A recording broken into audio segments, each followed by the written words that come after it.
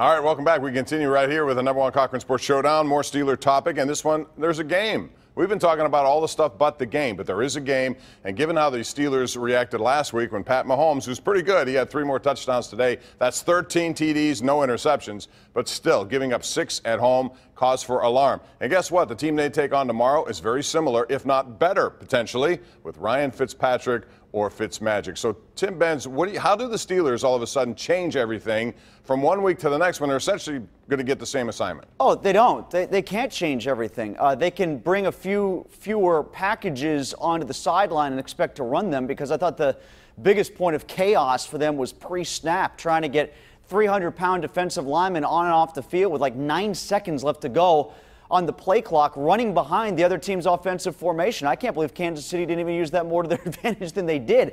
They're just going to have to outscore Ryan Fitzpatrick and the Bucs. The one difference between Fitzpatrick and the Bucs versus Mahomes and the Chiefs is they don't have a run game and they don't pretend to care. Now, KC didn't need to use theirs. Maybe the Steelers can focus even less on the run because there's no Kareem Hunt with Tampa, but it hasn't mattered for the first 2 opponents against Tampa. And, it's not like KC used Hunt a lot in the game last week. I don't know, Bob. I think the answer is they just got to get that offense in gear to the point where they don't fritter away possessions like they did early in the game and a couple times in the third quarter against KC last week. Yeah, but they're going to have to do it without 40% of their offensive line. No DeCastro, no Gilbert. Joe Hayden coming back on defense has to help the secondary out a little bit. I look for them to win. I really do. I can't give you 3 good reasons why other than to say it's just the NFL. We saw Cincinnati go into Carolina 2-0 today. They lost there. Baltimore coming off a bad loss to Cincinnati. How about Buffalo? Kind of blows out. That was unbelievable. Blows out Denver. Buffalo, I think they said the longest, overcame the biggest odds since 1983 or something. 16.5 a kick, yep. Just crazy. So it's the NFL. Whenever you think something for sure is going to happen, it usually goes the opposite way. And I don't think Ryan Fitzpatrick can do it 3 weeks in a row. If he does, they're going to come home 0-2-1. I mean, for me, I think the biggest thing is the Steelers need to control the ball. I think and it's going to be tough to run a little bit without DeCastro, certainly without Marcus Gilbert, but that's probably the best case scenario to keep the defense off the field at this point. I mean, you've got guys, you've got moving parts back there. They're still learning stuff. I mean, it was very interesting to me, Mike Tomlin, when we were talking about Bud Dupree and T.J. Watt flipping, he said, when guys get in, we get them in their spots and they get muscle memory and then we move them around. Well, they got guys, like Terrell Edmonds and Cam Sutton, that they're sort of moving around based on what their needs are. Those guys aren't comfortable yet. I think that stuff is going to take time to iron out. So the best case to protect them is to keep them off the field. So I think they need a big night from James Conner. They do that and they get 2 turnovers. I think Fitzpatrick some of the magic will vanish, and I think they will win a close game. Well, to sort of bring up the point that Ron alluded to earlier about, he can't give us 3 reasons why, but he still thinks they're going to win. That's what I thought last week against the Chiefs. I mean, that's the kind of game the Steelers always win. Home opener, they usually beat the Chiefs at Heinz Field, young quarterback looking at the Steelers for the first time. That's the kind of game that they tend to, after a bad week the week before, that's the kind of game they tend to win, and they didn't. So even though it's Monday night, NFC opponent, their backs are against the wall, again, the kind of game that the Steelers tend to win. After what I saw last week, they should have won that one last week if we were going to use that mentality. Yeah, but you know why they won the previous 3 against Kansas City? You know who the star was? Le'Veon Bell, 133 yards. Each of those 3 games, franchise record in the playoffs, 176 yards in the regular season, 140-some yards. Not the same without him. People may hate him in this town. They're not as good without him, in my opinion. All right, let's talk about what they do down the field. They have Deshaun Jackson, who's one of the best stretch guys you're going to find in the NFL. In fact, how many? I think 23 touchdown passes of over 60 yards. So, Will, last week was Tyreek Hill running down the field, creating a lot of openings.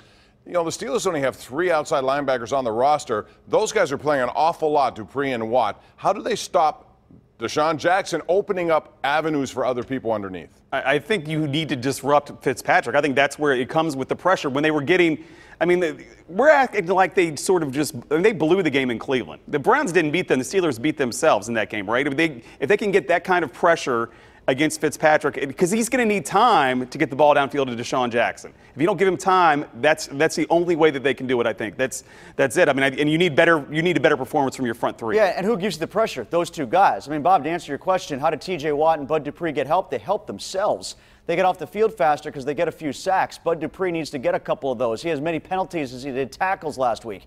T.J. Watt was fantastic against the Browns. Had a great play to set up the safety. Didn't do much aside from that. Yeah, they're putting him back in pass coverage, too. That's a hard assignment for a lot of those guys. What about Artie Burns? It looks like he's on the verge of being benched, Ron. It could be Cody Sensabaugh. Are you concerned about that? Yeah, I'm concerned about long range about Artie Burns. He's a #1 pick.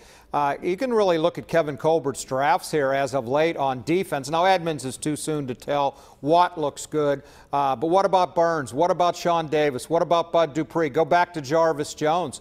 These are high first or second round picks. You can't miss on those guys. And if they missed on Burns and Davis, I'm not quite as concerned about Davis. That's a poor reflection on Colbert. I'll give you another what about, Ron. What about Stephon Tuitt?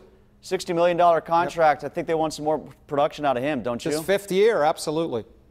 All right, now it's time, ladies and gentlemen, for a segment we like. We call it Smooth Moves, brought to you by Pittsburgh's largest supplier of the smoothest granite, marble, and quartz countertops anywhere. That's Armina Stone. So we ask each of our panelists about their smoothest move of the week. It doesn't have to be local sports either.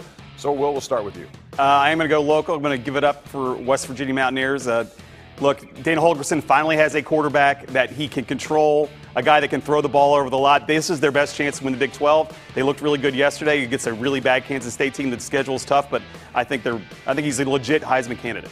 I'm going to talk Pirates here and give it to Trevor Williams, who hasn't been just their best pitcher, but the best pitcher in baseball since the All-Star break. And he and Tyone, Musgrove, these guys have, hopefully Archer comes around. They've made me actually look forward to next year, and I can't remember saying that about the Pirates very much. Well, my smooth move of the week was nailed on Thursday night in the first quarter of the Browns-Jets game, and it was that true American hero who snagged that possum by the tail at First Energy Stadium and somehow saved those legions of people in Section 502 or whatever it was. I don't know about you guys, but didn't he look a little too experienced at doing that? Like, was that his job? Might be a typical Thursday night in Cleveland, Tim. You never know. How'd that possum get that far up there? How was he not noticed before? And how did that guy just hold him by the tail? And the possum kind of seemed okay with it. What a master. What a master. Forget Baker Mayfield. That guy was the story of the night in Cleveland. It really was, and that was probably because he had a few too many drinks, and he had no fear of anything, and that included that thing. Well, the whole franchise has been playing possum for 2.5 years. So. Been, yes, indeed. All right, and that was the Smooth Moves of the Week,